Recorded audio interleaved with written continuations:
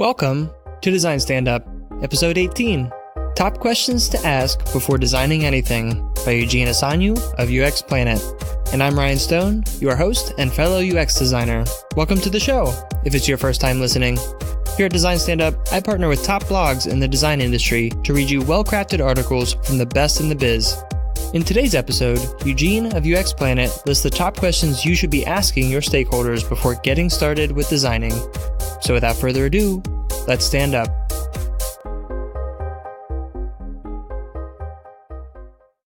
Top questions to ask before designing anything by Eugen Eşanu of UX Planet. The right question at the right moment and context can make a significant impact on how a feature or product is going to end up. When I was starting out, I could not understand why designers weren't taken seriously by companies when it comes to high-level decision-making for products. I worked in several startups and the attitude was more or less the same. After the management team defined the path and solutions we need, they came to the design department for the candy look. A couple of years later, I understand that if we change the conversation from, "Okay, I will get right on that," to, "Sure, but what business problem are you trying to solve? Will the change achieve the goal?" It changes how things are perceived. Asking the right question will only make you a better designer and will help you to have a proper business conversation. And with time and patience, you start getting that seat at the table.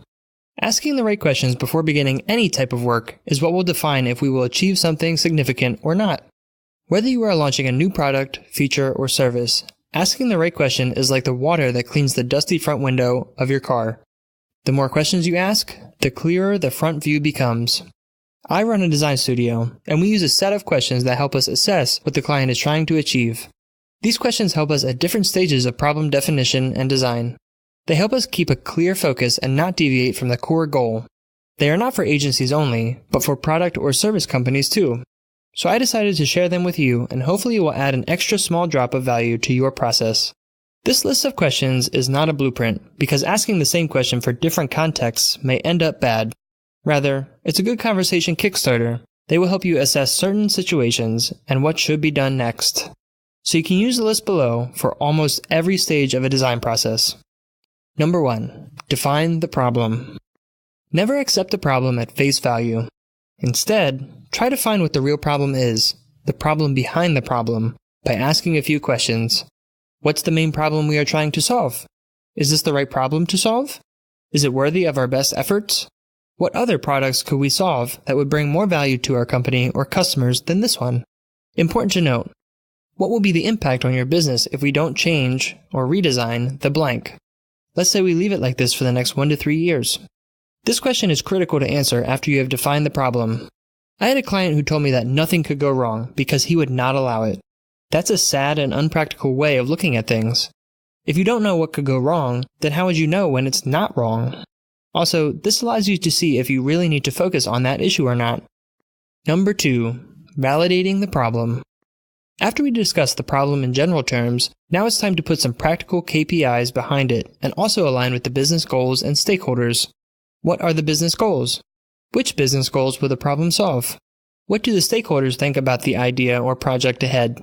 What are the measurable KPIs for those goals?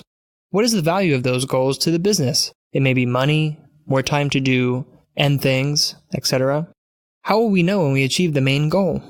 Are there enough resources for this project? What if we go extra? Will there still be enough resources? What are the risks and problems we have to overcome?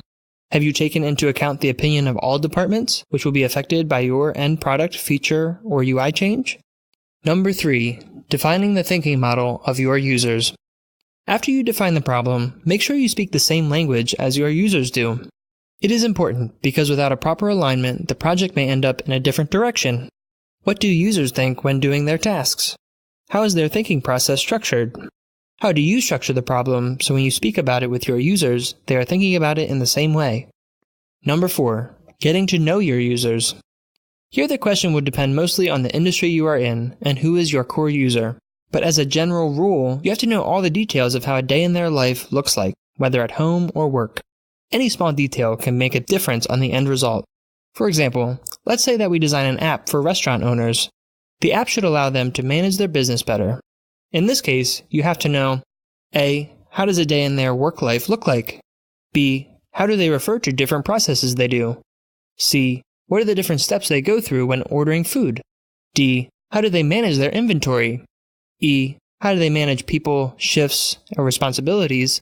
And F. How do they manage customer complaints? What do they do about them?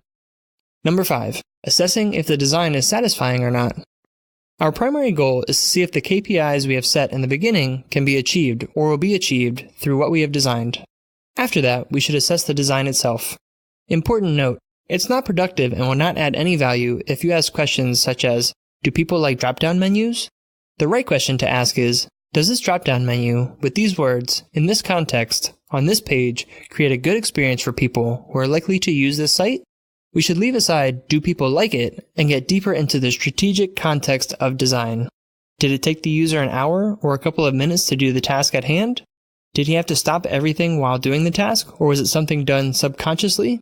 Important note, when a person uses your product, don't forget that a user shouldn't spend time thinking about it. Where am I? Where should I begin? Where the F did they put blank? What are the most critical things on this page? Why did they call it this way? Is that an ad or part of the site? Please take into account that this is not a template, but rather a guiding list of basic questions which allows kickstarting a project or thinking process. You just listened to the post titled, Top Questions to Ask Before Designing Anything by Eugen of UX Planet. If you want to learn more about Eugen and read some of his other amazing design articles, just press the link in the show notes or head over to UX Planet at uxplanet.org. And don't forget to head over to Design Standup, where you can search for episodes by specific categories like UX or career development, read up on our featured authors, and learn more about the show. Well, that's all I have for you today, guys. It's been a pleasure. Until next time, fill up those coffees, turn up those tunes, and let's design a better world.